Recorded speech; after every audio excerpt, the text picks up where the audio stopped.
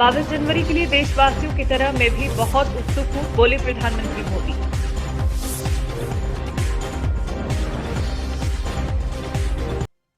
राजस्थान में आज होगा नए मंत्रियों का शपथ ग्रहण समारोह, विधायकों को आने लगे फोन।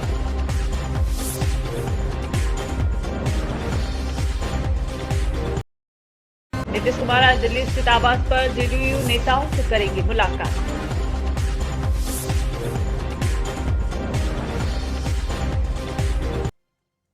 विपक्ष को लेकर हेमंत बिस्वा का बयान, बाबर के लोगों से डरते हैं ये लोग, नहीं जाएंगे अयोध्या।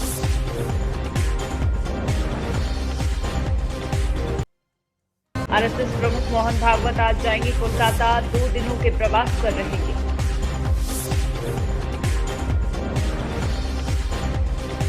अहमदाबाद में निर्मित अजय बाण अयोध्या में रखा जाएगा। बता दें कि अहमदाबाद में निर्मित 11 किलो से अधिक भारी 5 फीट के अजय बाण रामबाण तीर को जय भोले ग्रुप द्वारा अयोध्या में प्रस्तुत किया जाएगा। अजय बाण को अहमदाबाद के वटवा जीआईडीसी में जय भोले ग्रुप ऑफ अहमदाबाद इंजीनियर्स द्वारा नवनिर्मित रामलला मंदिर को समर्पित करने के लिए बनाया गया है। इस तीर की बात करें तो यह सोना, चांदी, पीतल, तांबा, लोहा जैसी 5 धातुओं से बना हुआ है, यानी कि यह पंच धातुओं से निर्मित है। यह तीर 5 फीट लंबा है, 11.5 किलोग्राम का वजन है। शास्त्रों के अनुसार ऐसा कहा जाता है कि राम और लक्ष्मण श्रृंगी आश्रम गए थे, जहां ऋषि ने उन्हें जगदम्बा की पूजा करने के लिए कहा था।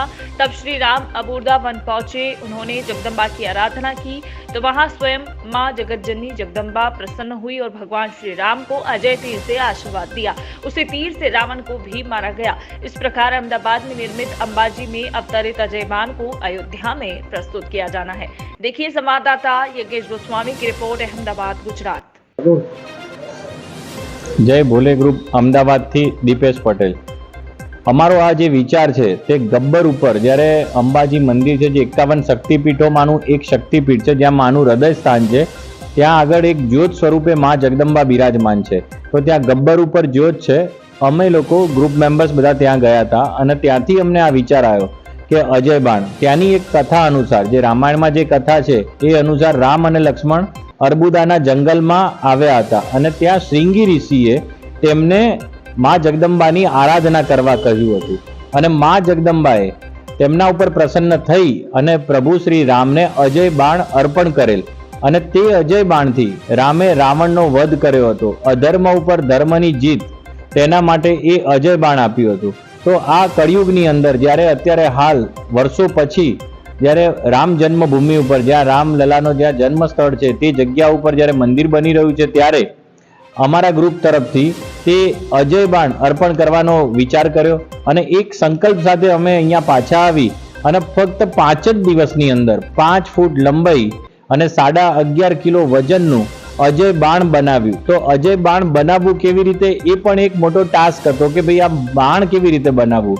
તો તેના ઉપર રિસર્ચ કર્યું કે ભાઈ હવે આની અંદર કઈ જગ્યાએ વર્ણન છે। તો વેદોમાં તેનું વર્ણન છે, યજુર્વેદની અંદર ધનુર્વેદ છે અને ધનુર્વેદની અંદર આ બાણ કેવી રીતે બનાવવું તેની રીત છે। કથા તો રામાયણની અંદર છે પણ બનાવવું એ વેદની અંદર છે। તો અમે તે અજય બાણ, તો આગળનો ભાગ જે તીરનો ભાગ છે તે નાનો છે અને પાછળનો ભાગ મોટો છે। ભગવાન શ્રી રામે જે અજય બાણ અર્પણ કરવામાં આવ્યું હતું તે સ્ત્રીલિંગનું બાણ છે। તો એ જે દેવીનું બાણ કહેવામાં આવે છે, તો દેવીએ જે બાણ અર્પણ કર્યું, તો એ બાણ બનાવવા પાછળ અમે 24 કલાક, 5 દિવસની અંદર 24 કલાક અમે બધા જ મિત્રો અને કારીગરો, વર્કર્સ જે બધા સાથે મળી અને આ બાણ બનાવ્યું અને પંચ ધાતુ નિર્મિત છે। સોનું, ચાંદી, તાંબુ, પિત્તળ અને લોખંડ, આ 5 ધાતુ મિશ્રિતથી બનેલું આ બાણ છે અને તે અમે અયોધ્યાની અંદર 10મી તારીખે અમે ત્યાં આગળ અયોધ્યામાં અર્પણ કરવા જઈ રહ્યા છીએ। પણ અત્યારે હાલ અમે તે સર્વે ભક્તો માટે 1 જાન્યુઆરી 2024 થી 7 જાન્યુઆરી 2024 સુધી રોજ સાંજે 4 વાગ્યાથી લઈ અને 8 વાગ્યા સુધી દરેક ભાવિક ભક્તોને દર્શન થાય તે માટે આ Ahmedabad engineers 4318 road number 4U GIDC Vatva અમે અહીંયા આગળ અમદાવાદની અંદર દર્શન માટે ખુલ્લું મૂકેલ છે। જય શ્રી રામ।